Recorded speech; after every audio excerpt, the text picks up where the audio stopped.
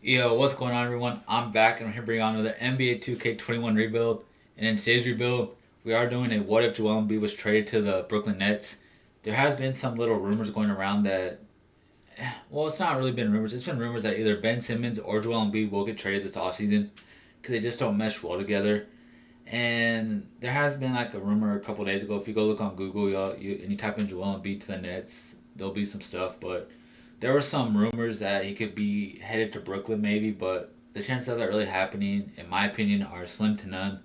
But I said, why not make a rebuild with Joel Embiid on the Nets anyway? So for a trade to happen in that kind of way, I feel like this is what would have to happen. You would have to do a sign and trade with Spencer Dinwiddie because Spencer Dinwiddie is a free agent this offseason. So you have to sign Spencer Dinwiddie, trade Karis LeVert, Jared Allen, and give the Sixers their first round pick back.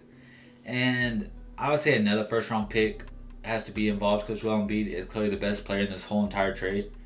And maybe some other player like Joe Harris, throw him in too because the Sixers do need shooters. But for this purposes, I left it like this. I did throw Mike Scott and Will Neto in because those were the Sixers' worst players, and had too many. The Sixers had too many players for the trade to go through, so that's why I had to do that. And for the rotation, I already set the rotation how I wanted it. It's going to be Kyrie Irving, and then it's going to be Jamal Crawford, and I wanted Kevin Durant here at. Whoa. I guess it messed up my rotation. I wanted Kevin Durant at power forward. I wanted Tayshaun Prince here. I wanted Joe Harris starting for the shooting purposes. And then we did have Jamal Crawford TLC. I didn't save what I did. So what I really did for this rebuild was I put Claxton here, and then I moved Tayshaun Prince back to his normal position. And this is how it was supposed to be. Claxton isn't going to start. I still want Joe Harris to start for us. Claxton can get about 20 minutes. But also, if you're new to the channel, guys, leave a like. Comment down below. If you're new, subscribe if you're new. And also comment down below what rebuilds y'all want to see, man.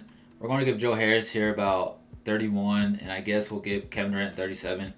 This team isn't bad, man. Let's see how good they do. I will be talking about this trade for a bit while we simulate the season. So, as I start to simulate the season, how do I feel about this trade? I honestly feel that if you were to trade Joel Embiid, you could get way more than what Brooklyn has to offer for Joel Embiid. Yeah, getting Joel Embiid in Brooklyn would be a very good trade for them because you do get that third star that you need. And Joel Embiid wouldn't be, I don't know if he's a first option or second option for that. I feel like he's usually the first option I would go to, I guess. But for Brooklyn's purposes on this trade, you get the best center in the NBA. And yes, I know some people say not Nurkic, Jokic. Jokic is the best center, or just Joel Embiid. It's vice versa. I mean, you can't really go wrong with either center. I prefer Joel Embiid because he plays defense, but Jokic is a better playmaker. So if you prefer playmaking, it really doesn't matter. But the reason the Brooklyn Nets will have a really good trade with this is because you get that third star that will come in and help if Kevin Durant and Kyrie aren't hitting their shots. You could dump it down to low post to Joel Embiid, and he could get you a bucket here and there in the post.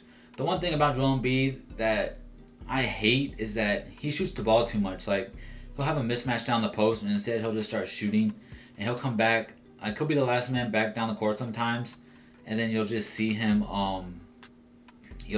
Stop at the 3-point line and pop the three, and it's just annoying, man. Like, when you're a dominant center as Joel Embiid, get your ass in the post, man. Like, post up. Like, when he's in the post and he's on fire, man, he's unstoppable. And then you have him on the other side. He's one of the best rim protectors in the NBA. He's a really good center, man. And I feel like for this trade, it would help Brooklyn. Brooklyn could possibly head to NBA Finals with this team. They would have to shake up the roster a little bit more to get some better bench players and some better depth. But the way this team is, man, I really feel like it is a top team in the East. You still got the Bucks with Giannis, and you still got the Miami Heat are in the finals right now. But honestly, the one thing that really just irked me is Joel Embiid can't stay healthy. And if Joel Embiid can stay healthy, like, it'll be really good, man. Like, yeah, I know he's played in enough games, but he hasn't played like a full season. I mean, I really do like Joel Embiid. I'll say this, he has been more healthy than he has been lately, but if he could just continuously stay healthy, like, not play a whole 82 games, but play like 70. I know he's gonna miss some games, but if you can play like 70 games, that'll be really key. And you'll get yourself a three-headed monster in Durant, Kyrie, and Joel Embiid. That'd be really scary, man. Now on the Sixers part of this trade, for the Sixers, you do downgrade. You do end up losing the trade, I think, because you do lose the best center in the NBA. And then but you do get Spencer Dinwiddie, who's a shooter. You get what's his name? Who did I throw on there? Karis LeVert, who was emerging in the playoffs, and then he even emerged last season too, man. But you also even get Jared Allen, who is a downgrade from Joel Embiid, but he's still a good rim protector and a good pick and roll finisher where he could catch lobs and stuff. Would it work in Philly? I'm not sure, man, because like right now, Joel Embiid and Ben Simmons is always clogging the paint along with Joel Embiid, and we know how that's not working. But I feel like you're getting a more athletic center in Jared Allen to where you could do pick and rolls and stuff, where you could throw lobs to him. It's kind of like Andre Drummond type of center, just, I don't know, not as good, I guess.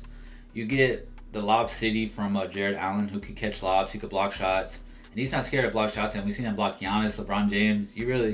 I like Jared Allen, but with this, you do get Spencer Dinwiddie, who could come in and drop 16 a night. He was averaging like 16 this year.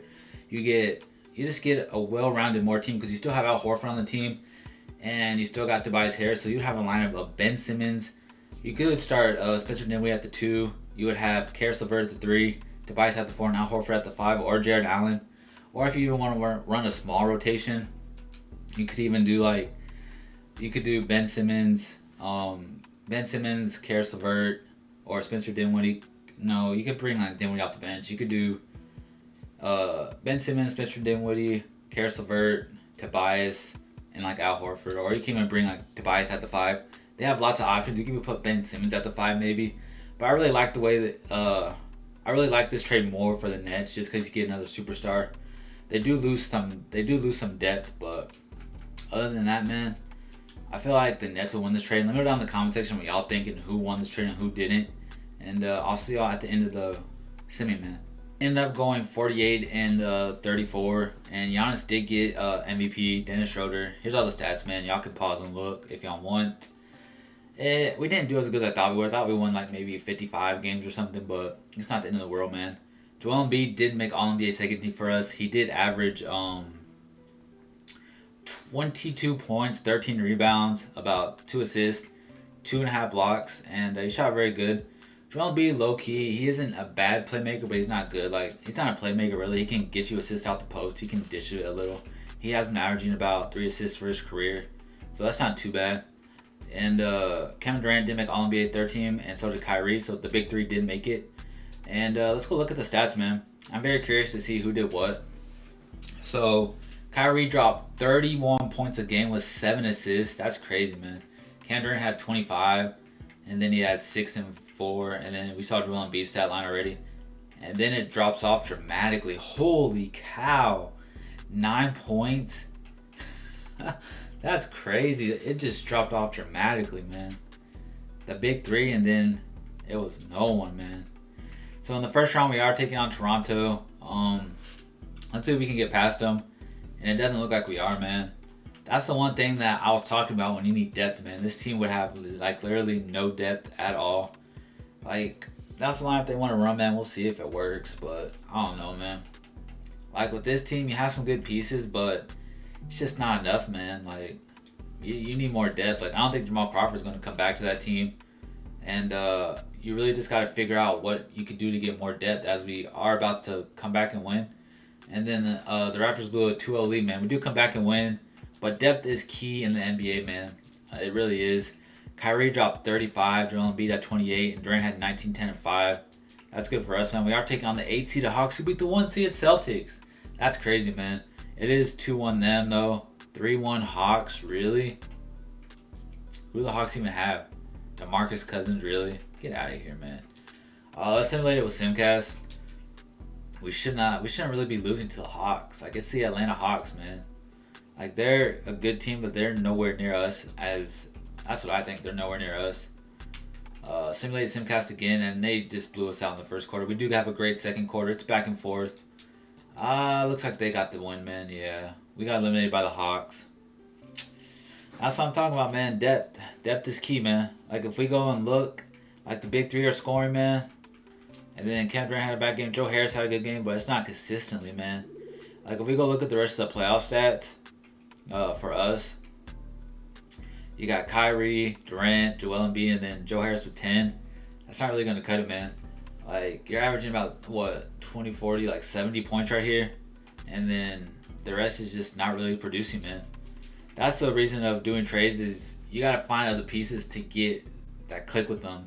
But I want to see where Joel Embiid goes because if you have a really good coach like a Rick Carlisle, Greg Popovich, Brad Stevens, Nick Nurse coaching him, it would be really good for him. Like I'm pretty sure the coaches would tell him to get his ass in the post or he's riding the bench. Some other coaches won't say that, and I don't know why. Also, right now as I'm about to end this video, Doc Rivers just got signed for the Sixers as a head coach. I don't know if that's a good or bad sign, man. If you made it to this far of the video, let me know down in the comment section if Doc Rivers was a good or bad sign for the Sixers. And the Bucks do win the NBA championship. Giannis Antetokounmpo is your MVP. But I'm out, guys. Leave a like if you enjoyed the video and subscribe if you're new. And peace.